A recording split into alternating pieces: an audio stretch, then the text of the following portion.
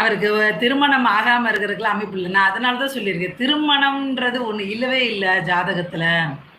அது அது வந்து தேவையில்லாம நிறைய விஷயம் அந்த ஜாதகத்தில் புகுத்தி வச்சுருக்காங்க, நிறைய விஷயங்கள். திருமணமும் ஒன்று இல்லை, அதனால தான் அது சரியான பலனே நம்ம கொடுக்க மாட்டேங்குது.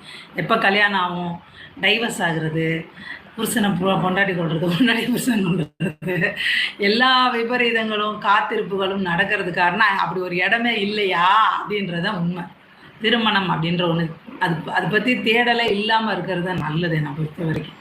இந்த இவங்க 500 போடுறேன்னு சொல்லி 300 போட்டு கட்டி கொடுத்தாங்களா, ஜாதகம் பார்க்காம கட்டி கொடுத்துட்றாங்க. எல்லாரும் ஜாதகம் தானே, ஏழையே பார்க்கும்போது பணக்காரன் பார்க்க மாட்டானா?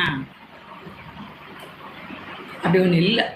திருமணம் சார்ந்த ஒன்றுமே கிடையாது. ஒருத்தனுக்கு சுகபோகம் அதிகமாக கிடைக்குமா, கிடைக்காதா?